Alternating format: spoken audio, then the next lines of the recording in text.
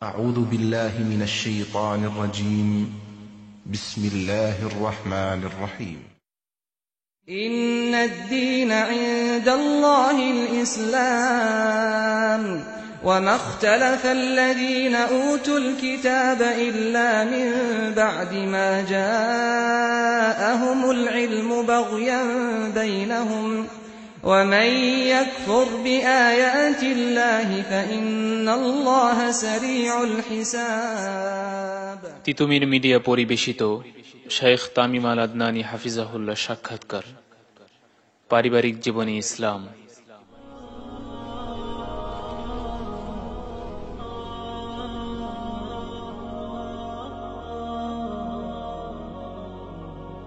معنا نهج حياة جئنا تبصرة عن كل ضلال أعددنا بضع رسالات تحمل نورا للأجيال معنا نهج حياة جئنا تبصرة عن كل ضلال أعددنا بضع رسالات تحمل نورا للأجيال نحمده ونصلي على رسوله الكريم أما بعد। সম্মানিত শ্রোতা মণ্ডলী, আজকে আমরা তিতুমির মিডিয়ার পক্ষ থেকে শেখ তামিম আল আদনানী হাফিজাহুল্লাহর কাছে এসেছি। আমরা আজকে শায়েখের সাথে পারিবারিক জীবনী ইসলাম এই শিরোনাম নিয়ে বেশ কিছু আলোচনা করব ইনশাআল্লাহ। প্রথমে আমরা শায়েখের থেকে জানব ইসলামিক পারিবারিক জীবন কি ও একটি ইসলামী পরিবার কিভাবে গঠিত হয়। নাহমাদুহু ওয়া নুসাল্লি আলা রাসূলিহিল কারীম আম্মা বাদ। তিতুমির মিডিয়ার এই মহতী উদ্যোগের জন্য তিতুমির মিডিয়াকে আন্তরিকভাবে অভিনন্দন জানাচ্ছি। জাযাকুমুল্লাহু আহসানাল জাযা। প্রথম প্রশ্নটি ছিল ইসলামিক পারিবারিক জীবন কি ও একটি ইসলামী পরিবার কিভাবে গঠিত হয়। মূলত স্বামী স্ত্রী ছেলে সন্তানকে নিয়ে একটি পরিবার গঠিত হয়। বিবাহ বন্ধনের মাধ্যমে একজন মানুষ পারিবারিক জীবনে পদার্পণ করে। একজন যুবক যখন প্রাপ্ত বয়স্ক হয় এবং যৌবনে পদার্পণ করে তখন তাকে জেনা ব্যভিচার থেকে রক্ষা করতে এবং তার যৌবনের চাহিদা মেটাতে ইসলাম তাকে বিবাহ বন্ধনে আবদ্ধ হতে বলে। আল্লাহ তাআলা পবিত্র কালামে মাজিদে বলেন, ফানকিহু মা তাবা লাকুম মিনান নিসাই মাসনা ওয়া সুলাসা ওয়া রুবা ফাইন খিফতুম আল্লা তা'দিলু ফাওয়াহিদা। আল্লাহ তাআলা বলছেন, মহিলাদের মধ্য থেকে যাদেরকে তোমাদের পছন্দ হয়, দুজন, তিনজন অথবা চারজন তোমরা বিয়ে করে নিতে পারো। ফাইন খিফতুম আল্লা তা'দিলু ফাওয়াহিদা, যদি তোমরা ভয় করো যে তোমরা তাদের মাঝে ন্যায়পরায়ণতা বজায় রাখতে পারবে না, তোমরা তাদের মাঝে সমতা বজায় রাখতে পারবে না, তাহলে একজনই উত্তম। এভাবে রাসূল সাল্লাল্লাহু আলাইহি ওয়াসাল্লাম যুবকদেরকে বিবাহের প্রতি উদ্বুদ্ধ করেছেন। রাসূল সাল্লাল্লাহু আলাইহি ওয়াসাল্লাম বলেন, ইয়া মা'আশারাশ শাবাব মান ইসতাতা'a মিনকুমুল বা'আতা ফালইয়াতাযাওয়াজ ফাইন্নাহু আগাদ্দু লিল বাসার ওয়া আহসানু লিল ফারাজ। হে যুবকের দলেরা, তোমাদের মধ্য থেকে যারা ভরণ পোষণ বহনে সক্ষম তারা যাতে বিয়ে করে নেয়, কেননা বিবাহ এটা দৃষ্টিকে সংযত রাখে এবং লজ্জাস্থানকে হেফাজত করে। রাসূল সাল্লাল্লাহু আলাইহি ওয়াসাল্লাম এভাবেই যুবকদেরকে বিবাহের প্রতি উদ্বুদ্ধ করেছেন এবং বলেছেন যে বিবাহ এটা দৃষ্টিকে সংযত রাখে এবং লজ্জাস্থানকে হেফাজত করে। অন্য হাদিসের মধ্যে এসেছে, রাসূল সাল্লাল্লাহু আলাইহি ওয়াসাল্লাম বলছেন, আন নিকাহু মিন সুন্নতি ফামান লাম ইয়ামাল বিসুন্নতি ফালাইসা মিন্নি। বিয়ে হচ্ছে আমার সুন্নাহর অন্তর্ভুক্ত, যে ব্যক্তি আমার সুন্নতের উপর আমল করবে না সে আমার উম্মতের অন্তর্ভুক্ত নয়। তারপর রাসূল সাল্লাল্লাহু আলাইহি ওয়াসাল্লাম বলছেন, ওয়াতাযাওয়াজু ফাইন্নী মুকাসিরু বিকুমুল উমাম। তোমরা বিয়ে করো, কেননা আমি আমার উম্মতের আধিক্যতা নিয়ে কিয়ামতের দিন গর্ব করব। তো রাসূল সাল্লাল্লাহু আলাইহি ওয়াসাল্লাম উম্মতকে বিবাহের প্রতি উদ্বুদ্ধ করেছেন যাতে করে তারা পারিবারিক জীবনে পদার্পণ করতে পারে এবং পারিবারিক বন্ধনে আবদ্ধ হতে পারে। এভাবেই বিবাহকে দ্বীনের অর্ধেক বলা হয়েছে। হাদিসের মধ্যে এসেছে, ইযা তাযাওয়াজাল আবদু ফাকাদ ইসতাকমালা নিসফাদ দ্বীন। যখন কোনো বান্দা বিয়ে করে তখন সে তার দ্বীনের অর্ধেক পূর্ণ করে। ফালইয়াত্তাকিল্লাহ ফিন নিসফিল বাকি, সে যাতে বাকি অর্ধেকের ব্যাপারে আল্লাহকে ভয় করে। অর্থাৎ যে ব্যক্তি বিয়ে করলো সে তার দ্বীনের অর্ধেক পূর্ণ করলো। তো এইভাবে বিয়ের প্রতি হাদিসের মধ্যে অনেকভাবে উদ্বুদ্ধ করা হয়েছে। আর বিয়েটাকে ইসলামে সহজ করা হয়েছে যাতে করে মানুষ সহজেই বিয়ে করতে পারে। রাসূল সাল্লাল্লাহু আলাইহি ওয়াসাল্লাম বলেন, খায়রুন নিকাহি আইসারুহু, সর্বোত্তম বিয়ে হচ্ছে যার মাঝে খরচ কম। তো ইসলাম বিয়েটাকে সহজ করেছে যাতে করে যুবকেরা পারিবারিক জীবনে পদার্পণ করতে পারে এবং পারিবারিক বন্ধনে আবদ্ধ হতে পারে, যাতে করে তাদের মাঝে একটা দায়িত্ববোধ আসে। এজন্য ইসলাম সর্বদাই পারিবারিক বন্ধনে আবদ্ধ হওয়ার জন্য উদ্বুদ্ধ করেছে। আলহামদুলিল্লাহ, উল্লেখিত আলোচনা থেকে আমরা বুঝতে পারলাম ইসলামে বিবাহের ব্যবস্থা রাখা হয়েছে যাতে করে মানুষ জিনা ব্যভিচার থেকে বেঁচে থাকতে পারে এবং হালাল উপায়ে যৌন চাহিদা মিটাতে পারে। কিন্তু তারপরও আমাদের সমাজে জিনা ব্যভিচার এবং ধর্ষণের মতো নিকৃষ্ট ঘটনাগুলো কেন সংঘটিত হচ্ছে? আশা করছি শায়েখ এ ব্যাপারে আমাদের কিছু বলবেন। আমাদের সমাজে জিনা ব্যভিচার সংঘটিত হওয়ার কারণ হচ্ছে আল্লাহ প্রদত্ত পর্দার বিধান না মানা এবং প্রাপ্ত বয়সে তরুণ তরুণীদের বিবাহের ব্যবস্থা না করা। আজকে দেখা যায় ভবিষ্যতের দোহাই দিয়ে বাবা মা প্রাপ্তবয়স্ক ছেলে মেয়েদের বিবাহের ব্যবস্থা করছে না, আর যখন এই যুবক যুবতীরা বৈধভাবে যৌবনের চাহিদা মেটাতে না পারছে তখন তারা হারাম কাজে জড়িয়ে যাচ্ছে, ধর্ষণ, জেনা ব্যভিচারের মতো নিকৃষ্ট কাজে লিপ্ত হচ্ছে। অপরদিকে মিডিয়া ও টিভি চ্যানেলগুলো আমাদের তরুণ তরুণীদেরকে 24 ঘন্টা অবৈধ প্রেম প্রীতি আর ভালোবাসা শেখাচ্ছে, বিবাহ বহির্ভূত লিভ টুগেদার শেখাচ্ছে, যার কারণে জেনা ব্যভিচার আর ধর্ষণ আজকে একটা ফ্যাশন হয়ে দাঁড়িয়েছে, আর যুব সমাজ এই নিকৃষ্ট কাজে জড়িয়ে যাচ্ছে। সুতরাং এর জন্য দায়ী হচ্ছে বাবা মা, সমাজ, মিডিয়া এবং বিশেষ করে এই ধ্বংসাত্মক রাষ্ট্র ব্যবস্থা। এর কারণেই আজকে এই জিনা ব্যভিচারগুলো সংঘটিত হচ্ছে। জাযাকাল্লাহু আহসানাল জাযা। এবারে আমরা শায়েখের থেকে জানবো স্বামী স্ত্রী একে অপরের সাথে কিরকম আচরণ করবে এবং এ ব্যাপারে ইসলাম কি বলে, ইসলামের দিক নির্দেশনা কি।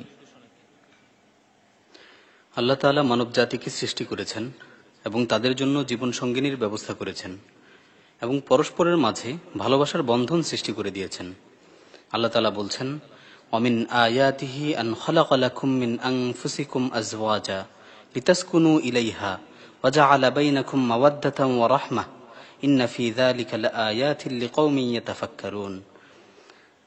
আল্লাহ তাআলার নিদর্শন সমূহ থেকে একটি নিদর্শন হচ্ছে যে আল্লাহ তাআলা তোমাদের মধ্য থেকে তোমাদের স্ত্রীদের ব্যবস্থা করেছেন যাতে করে তোমরা তাদের নিকট বসবাস করতে পারো। ওয়া জাআলা বাইনাকুম মাওয়াদ্দাতান ওয়া রাহমাহ, এবং তোমাদের মাঝে ভালোবাসা, দয়া, অনুগ্রহের একটি বন্ধন সৃষ্টি করে দিয়েছেন। ইন্না ফি যালিকা লাআয়াতিন লিকাওমিন ইয়াতাফাক্কারুন, নিশ্চয়ই এগুলোর মধ্যে চিন্তাশীল ব্যক্তিদের জন্য নিদর্শন রয়েছে। তো আল্লাহর এটা বড় ইহসান যে আল্লাহ তাআলা আমাদের মধ্য থেকে আমাদের স্ত্রীদের ব্যবস্থা করেছেন যাতে করে আমরা স্ত্রীদের নিকট বসবাস করতে পারি, আর আমাদের মাঝে ভালোবাসার একটি বন্ধন সৃষ্টি করে দিয়েছেন। তো এটা হচ্ছে আল্লাহ তাআলার অনুগ্রহ। তো এই জন্য আল্লাহ তাআলা বলেছেন স্ত্রীদের সাথে সবসময় সদাচার করতে। আল্লাহ তাআলা সূরা নিসার 19 নম্বর আয়াতে বলেন, ওয়াআশিরুহুন্না বিল মারুফ, তোমরা তাদের সাথে উত্তম ভাবে বসবাস করো, অর্থাৎ তোমরা তাদের সাথে সদাচার করো। এমনিভাবে রাসূল সাল্লাল্লাহু আলাইহি ওয়াসাল্লামও স্ত্রীদের সাথে সদাচার করতে বলেছেন। ইবনে মাজার হাদিসে এসেছে, খিয়ারুকুম লিনিসাইহিম, তোমাদের মধ্যে সর্বোত্তম ব্যক্তি হচ্ছে সে যে তার স্ত্রীর কাছে ভালো। অর্থাৎ রাসূল সাল্লাল্লাহু আলাইহি ওয়াসাল্লাম বলছেন যে অনেক লোককে দেখা যায় যে তারা সব মানুষের কাছে ভালো কিন্তু স্ত্রীর সাথে যে খারাপ আচরণ করে। তো রাসূল বলছেন যে খিয়ারুকুম লিনিসাইহিম, তোমাদের মধ্যে সর্বোত্তম ব্যক্তি হচ্ছে সে যে তার স্ত্রীর কাছে ভালো। অর্থাৎ অন্য মানুষদের কাছে ভালো কিন্তু স্ত্রীর কাছে ভালো না, তাহলে সে ভালো ব্যক্তি না। যদি ভালো হতে হয় তাহলে স্ত্রীর কাছে ভালো থাকতে হবে।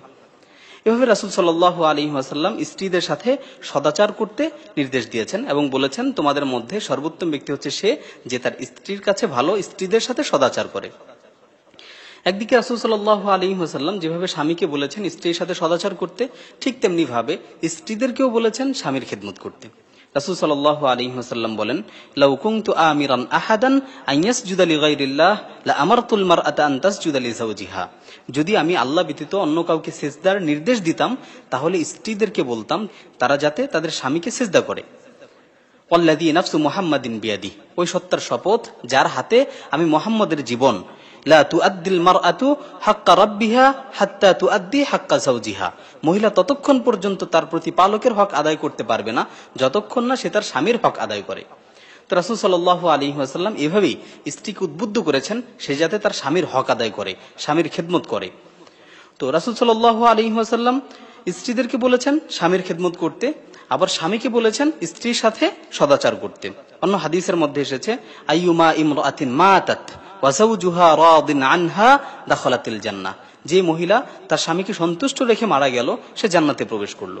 অর্থাৎ স্বামী যদি সন্তুষ্ট থাকে তাহলে সে জান্নাতে প্রবেশ করবে। তো এইভাবে রাসূল সাল্লাল্লাহু আলাইহি ওয়াসাল্লাম স্বামীর খেদমত করার জন্য মহিলাদেরকে উদ্বুদ্ধ করেছেন। অর্থাৎ ইসলাম হচ্ছে এটা দ্বীন হানিফ। এই দ্বীন হানিফের মধ্যে সব বিষয় একদম স্পষ্ট। এখানে বলা আছে স্বামী স্ত্রীর সাথে সদাচার করবে, এভাবে স্ত্রীও স্বামীর খেদমত করবে। প্রত্যেকটা বিষয় ইসলামে দিক নির্দেশনা দেওয়া আছে। এভাবে ইসলামী জীবন ব্যবস্থা পুরুষকে পরিবারের দায়িত্বশীল হিসাবে নিযুক্ত করা হয়েছে। আল্লাহ তাআলা পবিত্র কালামে মাজিদে বলেন, আর রিজালু কাওয়ামুনা আলান নিসা, পুরুষরা হচ্ছে মহিলাদের উপর দায়িত্বশীল। হাদিসের মধ্যে এসেছে রাসূল সাল্লাল্লাহু আলাইহি ওয়াসাল্লাম বলেন, আর রাজুলু রাইন আলা আহলি বাইতিহি ওয়া হুয়া মাসউলুন আন রাইয়াতিহি, পুরুষ হলো পরিবারের উপর দায়িত্বশীল আর সে এই দায়িত্ব সম্পর্কে জিজ্ঞাসিত হবে। ইসলামে পুরুষকে পরিবারের ভরণ পোষণের দায়িত্বশীল নিযুক্ত করা হয়েছে, অর্থাৎ পরিবারের অন্ন বস্ত্র বাসস্থান এগুলোর ব্যবস্থা করবে হচ্ছে পুরুষ। এজন্যই হাদিসের মধ্যে এসেছে যে আর রাজুলু রাইন আলা আহলি বাইতিহি, পুরুষ হচ্ছে পরিবারের খরচের ব্যাপারে দায়িত্বশীল। ওয়া হুয়া মাসউলুন আন রাইয়াতিহি, সে এই দায়িত্ব সম্পর্কে কিয়ামতের দিন জিজ্ঞাসিত হবে। এভাবে ইসলামের মধ্যে পুরুষকে সবসময় পরিবারের উপর খরচ করতে উদ্বুদ্ধ করা হয়েছে। পুরুষ সে পরিবারের উপর খরচ করে সবসময় খরচ করে, আবার হয়তো বা কখনো চিন্তা করে যে খরচ করে তো আমার কোনো লাভ হচ্ছে না, কিন্তু ইসলাম বলে না, এই খরচ করে তোমার লাভ হচ্ছে। রাসূল সাল্লাল্লাহু আলাইহি ওয়াসাল্লাম বলছেন, আ'যামুহা আজরান আল্লাযী আনফাকতাহু আলা আহলিক, তুমি তোমার পরিবারের উপর যে টাকা খরচ করছো এটার প্রতিদান সবচেয়ে বেশি। তুমি যে খরচ করছো তুমি মনে করো না যে তোমার টাকাগুলো তুমি জলে ফেলে দিচ্ছ, বরং তুমি যে তোমার পরিবারের উপর খরচ করছো এর প্রতিদান হচ্ছে সবচেয়ে বেশি। এভাবে হাদিসের মধ্যে এসেছে, ইন্নার রাজুলা ইদা সাকা ইমরাআতাহু মিনাল মা উজিরা, কোন পুরুষ যদি তার স্ত্রীকে পানীয় পান করায়, এক গ্লাস পানীয় পান করায়, তাহলে সে তারও প্রতিদান পাবে। অর্থাৎ স্বামী যতটুকু খরচ করছে পরিবারের উপর, এই প্রত্যেকটা অর্থের বিনিময়ে সে আল্লাহর কাছে আজর পাবে। সে যদি তার স্ত্রীকে একটু পানীয় পান করায় তাহলে এর প্রতিদানও ইসলামের মধ্যে আছে। স্বামী যদি স্ত্রীকে একটু পানীয় পান করায় তাহলেও সে প্রতিদান পাবে। তো এই জন্য ইসলাম সর্বদিক থেকে স্বামীকে উদ্বুদ্ধ করেছে সে যাতে পরিবারের উপর খরচ করে, সে যাতে কখনো কার্পণ্যতা না করে, এটা যাতে মনে না করে যে আমি যে খরচ করছি এর মাধ্যমে কোনো ফায়দা নেই, বরং হচ্ছে প্রত্যেকটা দিনার, প্রত্যেকটা দিরহাম, প্রত্যেকটা পয়সার বিনিময়ে সে আল্লাহর পক্ষ থেকে আজর পাবে। এভাবে মহিলাদেরকে ইসলামে ঘরের দায়িত্বশীল বানানো হয়েছে। পরিবারের স্বামীর ছেলে সন্তান দেখশন করা এবং স্বামীর ঘরকে গুছিয়ে রাখা, সংসারকে গুছিয়ে রাখা, এই দায়িত্ব মহিলাদেরকে দেওয়া হয়েছে। আল্লাহ তাআলা পবিত্র কালামে মাজিদে সূরা আহজাবের 33 নম্বর আয়াতে ইরশাদ করেন, ওয়াকরনা ফি বুয়ুতিকুন্না ওয়ালা তাবাররুজনা তাবাররুজাল জাহিলিয়াতিল উলা, তোমরা তোমাদের ঘরে অবস্থান করো, তোমরা জাহিলি যুগের মতো সৌন্দর্যতাকে প্রদর্শন করো না। অর্থাৎ মহিলাদের কর্মস্থান হচ্ছে ঘর আর পুরুষের কর্মস্থল হচ্ছে বাহিরে। অর্থাৎ পুরুষ উপার্জন করে আনবে আর মহিলা ঘরে সেগুলো খরচ করবে। এজন্যই আল্লাহ সুবহানাহু ওয়া তাআলা বলেছেন, ওয়াকরনা ফি বুয়ুতিকুন্না, তোমরা তোমাদের ঘরে অবস্থান করো, তোমরা সংসারের কাজবাজ করো। ওয়ালা তাবাররাজনা তাবাররুজাল জাহিলিয়াতিল উলা, তোমরা জাহিলি যুগের ন্যায় সৌন্দর্যতাকে প্রদর্শন করো না। হাদিসের মধ্যে এসেছে, ওয়াল মারআতু রাইয়াতুন আলা আহলি বাইতি যাওজিহা ওয়া ওয়ালাদিহি ওয়া হিয়া মাসউলাতুন আনহুম, মহিলা স্বামীর সংসার ও সন্তানদের উপর কর্তৃত্বশীল আর সে এই ব্যাপারে জিজ্ঞাসিত হবে। অর্থাৎ পুরুষের দায়িত্ব হচ্ছে অন্ন বস্ত্র বাসস্থানের ব্যবস্থা করা আর মহিলার দায়িত্ব হচ্ছে সংসারের দেখশন করা, সন্তানদের উপর সে কর্তৃত্বশীল, সংসারের কাজ করবে এবং সন্তানদেরকে সুন্দরভাবে লালন পালন করবে, এটা হচ্ছে মহিলাদের দায়িত্ব। তো এইভাবেই ইসলাম আসলে সংসারের প্রত্যেকটা দায়িত্বকেও ভাগ করে দিয়েছে, যে স্বামীর কাজ হচ্ছে উপার্জন, স্ত্রীর কাজ হচ্ছে সংসারের দেখশন। এভাবে স্বামীকে বলা হয়েছে স্ত্রীর সাথে সদাচার করতে, স্ত্রীকে বলা হয়েছে স্বামীর খেদমত করতে। তো এগুলোর মাধ্যমে ইসলাম পারিবারিক জীবনে প্রত্যেকের দায়িত্বগুলোকে খুব বিন্যস্তভাবে ভাগ করে দিয়েছে। আলহামদুলিল্লাহ, আমরা শায়খের থেকে এই বিষয়ে খুব চমৎকার আলোচনা শুনলাম। এবার আমরা শায়খের থেকে জানব, ইসলামে বৈবাহিক জীবনের জন্য এত সুন্দর নির্দেশনা থাকা সত্ত্বেও আজকে আমাদের সমাজে পরকীয়া সংগঠিত হওয়ার কারণসমূহ কি? আসলে এই পরকীয়া সংগঠিত হওয়ার মৌলিক কারণ হচ্ছে ইসলামী অনুশাসন মেনে না চলা। যেমন ইসলামে নারী পুরুষের জন্য পর্দার বিধান দেওয়া হয়েছে, পুরুষদেরকে দৃষ্টি সংযত রাখতে বলা হয়েছে। আল্লাহ তাআলা সূরা নূরের 30 নম্বর আয়াতে ইরশাদ করেন, কুল লিল মুমিনিনা ইয়াগুদ্দু মিন আবসারিহিম ওয়া ইয়াহফাযু ফুরুজাহুম যালিকা আযকা লাহুম ইন্নাল্লাহা খাবীরুম বিমা ইয়াসনাউন। হে নবী, আপনি মুমিন পুরুষদেরকে বলে দিন তারা যাতে তাদের দৃষ্টিকে সংযত রাখে, ওয়া ইয়াহফাযু ফুরুজাহুম, এবং তাদের লজ্জাস্থানকে হেফাজত করে, যালিকা আযকা লাহুম, এতে তাদের জন্য অনেক পবিত্রতা রয়েছে। ইন্নাল্লাহা খাবীরুম বিমা ইয়াসনাউন, তারা যা করে সে সম্পর্কে আল্লাহ তাআলা অবহিত। এভাবে আল্লাহ সুবহানাহু ওয়া তাআলা মহিলাদেরকে পর্দা করতে বলেছেন। আল্লাহ তাআলা সূরা আহজাবের 59 নম্বর আয়াতে ইরশাদ করেন, ইয়া আইয়ুহান নাবিয়্যু কুল লিআজওয়াজিকা ওয়া বানাতিকা ওয়া নিসাইল মুমিনিন ইউযনিনা আলাইহিন্না মিন জালাবিবিহিন্না যালিকা আদনা আন ইউরাফনা ফালা ইউযাইনা। আল্লাহ তাআলা বলছেন, হে নবী, আপনি আপনার স্ত্রীদেরকে এবং আপনার কন্যাদেরকে এবং মুমিনদের স্ত্রীদেরকে বলে দিন, ইউযনিনা আলাইহিন্না মিন জালাবিবিহিন্না, তারা যাতে পর্দা দিয়ে তাদের শরীরকে আবৃত করে নেয়। যালিকা আদনা আন ইউরাফনা ফালা ইউযাইনা, এতে করে তাদেরকে চেনা যাবে না এবং তাদেরকে কেউ উত্ত্যক্ত করবে না। তো আল্লাহ সুবহানাহু ওয়া তাআলা নারীদেরকে পর্দার বিধান দিয়েছেন, বলেছেন তারা যাতে তাদের দেহকে পর্দা দ্বারা আবৃত করে নেয়। তো এর মাধ্যমে ফায়দা কি, উপকার কি? উপকার হচ্ছে এতে করে তাদেরকে চেনা যাবে না এবং তাদেরকে কেউ উত্ত্যক্ত করবে না। তো আল্লাহ সুবহানাহু ওয়া তাআলা এই পর্দার বিধান দিয়েছেন, কিন্তু আজকে আমাদের সমাজের মানুষ এই পর্দার বিধানের প্রতি গুরুত্বারোপ করছে না, আল্লাহর বিধানকে মেনে চলছে না। মহিলাদেরকে যদি বলা হয় পর্দা করে চলো, তখন তারা বলে যে সে তো আমার চাচাতো ভাই, সে তো আমার খালু, সে তো দুলা ভাই, সে তো আমার দেবর, দেবর তো ছোট ভাইয়ের মতো, তো তার সাথে আবার কিসের পর্দা? অথচ রাসূল সাল্লাল্লাহু আলাইহি ওয়াসাল্লাম বলেছেন যে দেবর হচ্ছে বিষের মতো। তো সমাজের দোহাই দিয়ে যখন ইসলামী অনুশাসন লঙ্ঘন করা হচ্ছে, তখনই পরকীয়া সংগঠিত হচ্ছে। এই ধরনের পরকীয়া সংগঠিত হওয়ার আরেকটি কারণ হচ্ছে বিজাতীয় সংস্কৃতির আগ্রাসন। ভারতীয় মিডিয়া ও আন্তর্জাতিক মিডিয়ার মাধ্যমে আজকে ইউরোপীয় লাইফস্টাইল আমাদের সমাজে ঢুকে পড়েছে। কাফেররা যখন দেখেছে তাদের দেশে জেনা ব্যভিচার, ধর্ষণ, পরকীয়ার ব্যাপকতার কারণে তাদের পারিবারিক কাঠামোগুলো ভেঙে যাচ্ছে, তখন তারা চিন্তা করলো যে পারিবারিক ও সামাজিকভাবে আমরা শান্তিতে নাই, তাহলে মুসলিমরা শান্তিতে থাকবে কেন? সুতরাং তাদের দেশেও এই পরিস্থিতি সৃষ্টি করতে হবে। তখন তারা স্যাটেলাইটের মাধ্যমে মুসলিম পরিবারগুলোকে ধ্বংস করার ছক আঁকলো এবং এই নোংরা সংস্কৃতিকে শোষিত করে উপস্থাপন করতে লাগলো। আর 24 ঘন্টা মুসলমানরা এই ধ্বংসাত্মক জিনিসগুলো দেখছে এবং এর কারণে তাদের পারিবারিক কাঠামোগুলো আজকে ভেঙে যাচ্ছে। সর্বোপরি এর জন্য এই সেকুলার শাসন ব্যবস্থা দায়ী, কারণ এই শাসন ব্যবস্থার বাস্তবতাই হচ্ছে অশ্লীলতা আর অবাধ যৌনাচার। আলহামদুলিল্লাহ, শাইখকে অত্যন্ত ধন্যবাদ। পারিবারিক জীবনের একটি অংশ হচ্ছে সন্তান। তো সন্তান প্রতিপালনের ক্ষেত্রে বাবা মায়ের কর্তব্য কি, এ ব্যাপারে ইসলাম কি বলে? পারিবারিক জীবনের একটি অবিচ্ছেদ্য অংশ হচ্ছে সন্তান হওয়া, আর এজন্যই সন্তান প্রতিপালনের একটি পূর্ণাঙ্গ দিক নির্দেশনা ইসলামে দেয়া আছে।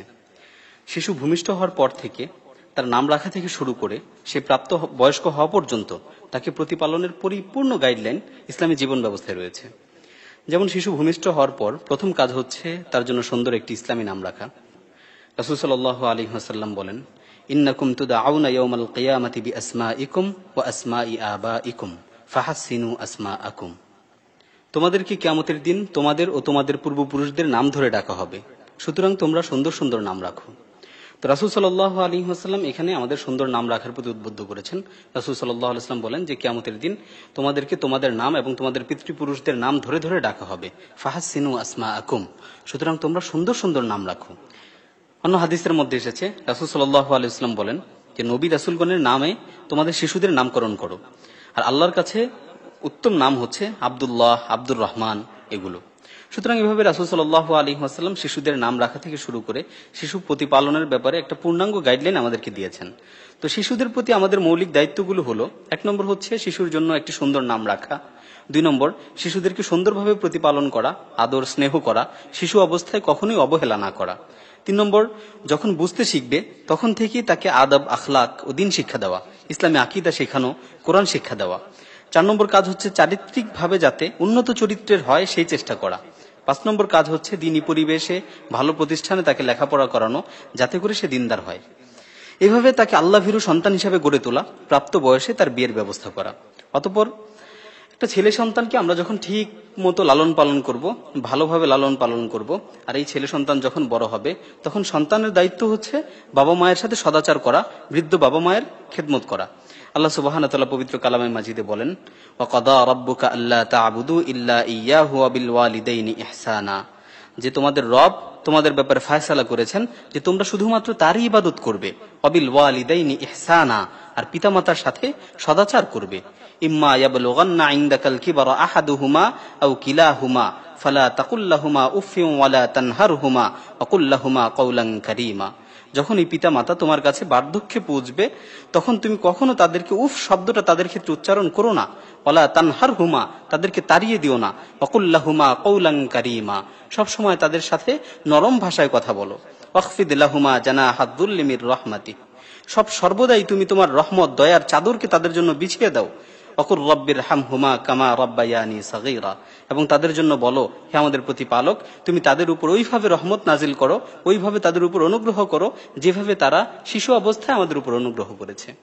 তো আল্লাহ সুবহানাহু ওয়া তাআলা আয়াতে আমাদেরকে বলছেন যে আমরা যাতে পিতামাতার সেবা করি, তাদের সাথে যাতে সদাচার করি। তারা যখন বার্ধক্যে উপনীত হবে তখন তাদেরকে কখনো উফ শব্দটা পর্যন্ত তাদের ক্ষেত্রে উচ্চারণ করব না, সর্বদা তাদের সাথে নরম ভাষায় দয়ার সাথে কথা বলবো এবং সব সময় তাদের জন্য দোয়া করব, রব্বির হামহুমা কামা রাব্বায়ানি সাগীরা, হে আমাদের প্রতিপালক আপনি তাদের উপর অনুগ্রহ করুন যেভাবে শিশু অবস্থায় তারা আমাদের উপর অনুগ্রহ করেছেন। এভাবে অন্য আয়াতে আল্লাহ সুবহানাহু ওয়া তাআলা আরো বলেন, ওয়াসাইনাল ইনসানা বিওয়ালিদাইহি ইহসানা, আমি মানুষদের প্রতি তার পিতামাতার প্রতি সদাচার করতে আদেশ করেছি। হামালাতহু উম্মুহু কুরহা ওয়া ওয়াদাআতহু কুরহা, হামালাতহু উম্মুহু কুরহা ওয়া ওয়াদাআতহু কুরহা, তার মা তাকে অনেক কষ্ট করে গর্ভে ধারণ করেছে এবং অনেক কষ্ট করে তাকে ভূমিষ্ঠ করেছে। তো মা যেভাবে কষ্ট করে গর্ভধারণ করেছে এবং কষ্ট করে ভূমিষ্ঠ করেছে, ঠিক তেমনি ভাবে এই মায়ের জন্য এই বাবার জন্য আমাদের সব সময় সেবা করতে হবে, তাদের সেবা শুশ্রূষা করতে হবে। এভাবে ইসলাম সন্তানকে সুন্দরভাবে প্রতিপালন করতে বলে, আবার সন্তানকে ওসিয়ত করে যে সন্তান যাতে তার পিতামাতার সাথে সব সময় ভালো আচরণ করে, তাদের ক্ষেত্রে কখনো যাতে উফ শব্দটা পর্যন্ত উচ্চারণ না করে। তো এইভাবেই সন্তান প্রতিপালনের গাইডলাইনও ইসলামে আছে এবং সন্তানের পিতামাতার প্রতি কি দায়িত্ব এটাও ইসলামে বলে দেয়া আছে। তো পিতামাতার দায়িত্ব হচ্ছে সন্তানকে আদর্শিকভাবে ইসলামিক আদর্শের উপর বড় করা, আর সন্তানের দায়িত্ব হচ্ছে সন্তান পিতামাতার খেদমত করবে এবং তাদের সাথে কখনো কটু বাক্য ব্যবহার করবে না, তাদের সাথে কখনো গরম ভাষায় কথা বলবে না, সবসময় ওয়াকুল্লাহুমা কওলান কারীমা, তাদের সাথে দয়ার সাথে বিনয়তার সাথে কথা বলো। তো এইভাবে ইসলাম সন্তানকে বলেছে বাবা মায়ের সাথে সদাচার করতে, আর বাবা মাকে বলেছে সন্তানকে উত্তমভাবে প্রতিপালন করতে। আলহামদুলিল্লাহ। শাইখের কাছে আমাদের এবারের প্রশ্ন হচ্ছে, আজকে আমাদের সমাজে দেখা যায় ছেলে সন্তান পিতামাতার কথা শোনে না, মুরব্বীদেরকে সম্মান করে না। ছেলে সন্তানের এই অবাধ্যতার কারণগুলো কি? সমাজের এই অবস্থাটা কেন এমন অবস্থা? আসলে আজকে আমাদের ছেলে সন্তানদের অবাধ্য হওয়ার মৌলিক কারণ হচ্ছে তাদেরকে ইসলামী আদর্শে আদর্শবান না করা। বাবা মা হিসাবে আমাদের মৌলিক দায়িত্বগুলো ছিল প্রথমত তার সুন্দর একটি নাম রাখা। আজকে আমরা প্রথম যে ভুলটা করছি সেটা হচ্ছে শিশুদেরকে অনইসলামিক নামে নাম রাখছি। দ্বিতীয়ত দায়িত্ব ছিল তাকে দ্বীনি শিক্ষা শিক্ষিত করা, কিন্তু আমরা কি করছি? ছোট থেকে বাচ্চাদেরকে অনইসলামিক শিক্ষা শিক্ষিত করছি। তারা হাট্টিমাটি টিমের ছড়া পড়ছে, সারাদিন ডরেমন, টম এন্ড জেরি, সিসিমপুরের মতো বেহুদা কার্টুন দেখছে। আগে তো সকালবেলা মক্তবে কোরআন পড়তো, এখন ষড়যন্ত্র করে সেটাও বন্ধ করে দেওয়া হয়েছে। ছোট থেকেই বাচ্চাদেরকে নাচ গান শেখানো হচ্ছে, তাদেরকে নির্লজ্জ বানানো হচ্ছে। সন্তান যখন একটু বড় হচ্ছে সারাদিন স্যাটেলাইট চ্যানেলগুলোর সামনে বসে থাকছে। সমাজ এতটাই নিকৃষ্ট হয়েছে যে বাবা মা ছেলে মেয়ে সবাই একই রুমে বসে হিন্দি সিরিয়াল দেখছে। এছাড়াও সারাদিন গেম, ফেসবুক, বন্ধুদের সাথে আড্ডা তো আছেই। বাবা মা ছেলে সন্তানদের প্রতি সামান্যতম খেয়ালও রাখছে না। সে কার সাথে চলাফেরা করছে, 24 ঘন্টা কি করছে সেদিকে কোনো দৃষ্টি নেই। ছেলে মেয়েদের ধর্মীয় শিক্ষা বাদ দিয়ে সেকুলার শিক্ষায় শিক্ষিত করা হচ্ছে। ইসলামী শিক্ষা না থাকায়, ইসলামী চরিত্রে চরিত্রবান না করায় ছেলে সন্তান আজকে পিতামাতার অবাধ্য হচ্ছে। আজকে পরিস্থিতি এতটাই খারাপ হয়েছে যে সন্তানদের জ্বালাতন সহ্য করতে না পেরে আজকে বাবা মা ভাড়াটে খুনি দিয়ে নিজের আপন সন্তানকে খুন করাচ্ছে। এভাবে আজকে দেখা যায় সন্তানরাও এতই অবাধ্য হয়েছে যে আজকে ঐশীর মতো সন্তানদের জন্ম হচ্ছে যারা নিজ হাতে আপন মা বাবাকে হত্যা করছে। তো আসলে এর মৌলিক কারণ হচ্ছে আমরা আমাদের সন্তানদেরকে নৈতিক আদর্শে আদর্শবান করতে পারিনি, আমরা আমাদের সন্তানকে ইসলামিক আদর্শ শিক্ষা দিতে পারিনি। একবার হযরত ওমর রাদিয়াল্লাহু তাআলা আনহুর কাছে এক লোক আসলো। সে আসলো তার সন্তানের বেয়াদবির অভিযোগ নিয়ে। এসে বলল যে আমার সন্তান আমার কথা শুনে না, সে আমার সাথে বেয়াদবি করে। তো ওমর রাদিয়াল্লাহু তাআলা আনহু তখন সেই লোককে জিজ্ঞাসা করলেন যে আপনি কি আপনার সন্তানের হক আদায় করেছেন? লোকটি বলল যে সন্তানের হক আবার কি? তখন ওমর রাদিয়াল্লাহু তাআলা আনহু বললেন যে তার জন্য সুন্দর ইসলামিক নাম রাখা, তারপর তাকে কোরআন শিক্ষা দেওয়া, ইসলামিক আদর্শ শিক্ষা দেয়া।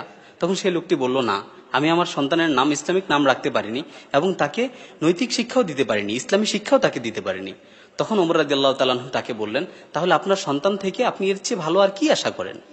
অর্থাৎ যেখানে আপনি আপনার সন্তানের সুন্দর নাম রাখেননি, ইসলামী নাম রাখেননি এবং তাকে ইসলামী শিক্ষায় শিক্ষিত করেননি, কোরআন শিখাননি, তাহলে আপনার সন্তান থেকে বেয়াদবি ছাড়া এর চেয়ে ভালো আপনি কি আশা করতে পারেন?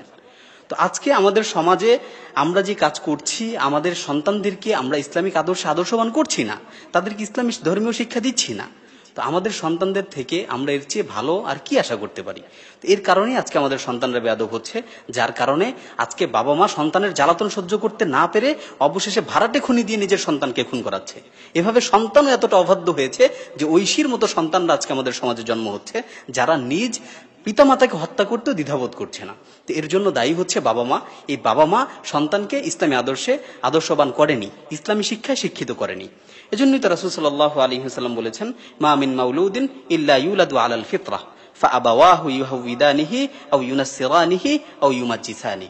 প্রত্যেকটা শিশুই দিন পালনের যোগ্যতা নিয়ে জন্মগ্রহণ করে, কিন্তু তার পিতামাতা তাকে খারাপ করে, তার পিতামাতা তাকে নষ্ট করে। পিতামাতা হয়তো তাকে ইহুদি বানায়, অথবা নাসারা বানায়, অথবা মাজুসি বানায়। তো আজকে অগ্নিপূজারক পিতামাতাই বানাচ্ছে, ইহুদি পিতামাতাই বানাচ্ছে, নাসারা পিতামাতাই বানাচ্ছে। সুতরাং সন্তান অবাধ্য যে হচ্ছে, এটা পিতামাতার কারণেই হচ্ছে। প্রত্যেকটা শিশু দিন পালনের যোগ্যতা নিয়ে ভূমিষ্ঠ হয়েছিল, কিন্তু তাকে দিন পালন করানো হয়নি, তাকে দিন শিক্ষা দেওয়া হয়নি। তা আজকে যে সন্তানরা অবাধ্য হচ্ছে, এর জন্য মৌলিক কারণ হচ্ছে পিতা মাতা তাকে ধর্মীয় শিক্ষা দেয়নি, ইসলামী শিক্ষায় শিক্ষিত করেনি, যার কারণে সন্তান অবাধ্য হচ্ছে। এতক্ষণের আলোচনায় আমাদের সামনে দুটি বিষয় স্পষ্ট হয়েছে। একটি হলো ইসলামী পারিবারিক জীবন, আর একটি হলো অন ইসলামিক পারিবারিক জীবন। ইসলামী পারিবারিক জীবন ব্যবস্থা ও অন ইসলামিক পারিবারিক জীবন ব্যবস্থা বা গণতান্ত্রিক পারিবারিক জীবন ব্যবস্থার বাস্তবতাটা যদি শায়খ সংক্ষিপ্তভাবে আমাদের সামনে তুলে ধরতেন, তাহলে আমরা উপকৃত হতাম। হ্যাঁ, ইসলামিক পারিবারিক জীবন ব্যবস্থা এবং গণতান্ত্রিক পারিবারিক জীবন ব্যবস্থার মাঝে অনেক পার্থক্য রয়েছে। ইসলামিক পারিবারিক জীবন ব্যবস্থার রূপরেখাটা হচ্ছে, ছেলে মেয়ে যখন প্রাপ্তবয়স্ক হচ্ছে তখন তারা দিনদার ছেলে মেয়ে দেখে বিবাহ বন্ধনে আবদ্ধ হচ্ছে। বিয়ের পর তারা সাংসারিক জীবনে একে অপরের প্রতি ভালোবাসা, সহানুভূতির মাধ্যমে সুখী দাম্পত্য জীবন কাটাচ্ছে। অতঃপর যখন সন্তান ভূমিষ্ঠ হয় তখন সন্তানকে আদর করে কোলে পিঠে করে মানুষ করছে। একটু বড় হলেই তাদেরকে ইসলামী আদব, আখলাক ও দিন শিক্ষা দিচ্ছে। এভাবে সন্তান যখন আবার বড় হচ্ছে এবং পিতামাতা যখন বৃদ্ধ হচ্ছে, এই সন্তান আবার বাবা মায়ের খেদমত করছে। অতঃপর সুখ শান্তিতে বাবা মা দুনিয়া থেকে বিদায় নিচ্ছে। তো এটা হচ্ছে ইসলামিক জীবন ব্যবস্থার চিত্র, পারিবারিক জীবন ব্যবস্থার চিত্র। আর গণতান্ত্রিক পারিবারিক জীবন ব্যবস্থার বাস্তবতা হচ্ছে, ছেলে মেয়ে যখন প্রাপ্তবয়স্ক হচ্ছে তখন তারা বিবাহ বন্ধন আবদ্ধ হতে পারছে না, তাই তারা অবৈধ প্রেম প্রীতি ও জেনাবে বিচার করছে। অতঃপর যখন বিয়ে করছে, দিনদারিতা দেখে বিয়ে করছে না, কারণ সে নিজেই তো দিনদার না। কুরআন বলছে, আযানি লা ইয়ানকিহু ইল্লা যানিয়া, বেবিচারী সবসময় বেবিচারিণীকেই বিয়ে করে থাকে। অর্থাৎ যে বেবিচারী সে সবসময় বেবিচারিণীকেই বিয়ে করে থাকে, এটাই স্বাভাবিক। তো এই জন্যই দেখা যাচ্ছে যে দিনদার না, সে দিনদার মেয়ে কখনোই ঘরে আনতে পারে না, সেও বেদিন মেয়েকে ঘরে আনে। আর বেদিনদেরকে যখন ঘরে আনা হয় তখন দেখা যায় সংসারে পর্দা থাকে না, দিনদারিতা থাকে না, তখন পরকীয়ার মতো ঘটনাগুলো সংঘটিত হয়, একের প্রতি অন্যের কোনো ধরনের বিশ্বাস থাকে না। তো তখন থেকে সংসারের মধ্যে বিভিন্ন ধরনের জ্বালাতন সৃষ্টি হয়। এভাবে সন্তান যখন ভূমিষ্ঠ হয় তখন তাদেরকে তারা সেকুলার শিক্ষায় শিক্ষিত করে, যার কারণে সন্তান পিতামাতার অবাধ্য হয় এবং সন্তান পিতামাতাকে হত্যা করে। আর সেকুলার শিক্ষায় শিক্ষিত করার ফলস্বরূপ বৃদ্ধ পিতামাতাকে শেষ পর্যন্ত বৃদ্ধাশ্রমে জীবনযাপন করতে হয়। তো এটাই হচ্ছে ইসলাম ও গণতান্ত্রিক জীবন ব্যবস্থার বাস্তবতা। ইসলামের মাঝে আছে শান্তি, আর গণতন্ত্রের মাঝে আছে ধ্বংস, অশান্তি। তো দুটি জীবন ব্যবস্থার বাস্তবতা আমাদের কাছে একদম স্পষ্ট যে ইসলাম হচ্ছে শান্তি আর গণতন্ত্র হচ্ছে একটা ধ্বংসাত্মক জীবন ব্যবস্থা, যার মাঝে আছে শুধুমাত্র অশান্তি। সম্মানিত শায়খকে অসংখ্য ধন্যবাদ আমাদেরকে এতক্ষণ সময় দেওয়ার জন্য। সম্মানিত শ্রোতামণ্ডলী, আজকে আমরা শাইখ তামিম আল আদনানী হাফিজাহুল্লাহর কাছ থেকে পারিবারিক জীবন ইসলামের রূপরেখা সম্পর্কে বিস্তারিত জানলাম। ইনশাআল্লাহ পরবর্তী সাক্ষাৎকারে সামাজিক জীবন ইসলাম সম্পর্কে বিস্তারিত আলোচনা করব। সেই পর্যন্ত তিতুমির মিডিয়ার সঙ্গেই থাকুন। আল্লাহ তাআলা যেন এই আলোচনাগুলোর মাধ্যমে আমাদের সকলকে উপকৃত হওয়ার তৌফিক দান করেন। আমিন। আসসালামু আলাইকুম ওয়া রাহমাতুল্লাহি ওয়া বারাকাতুহু।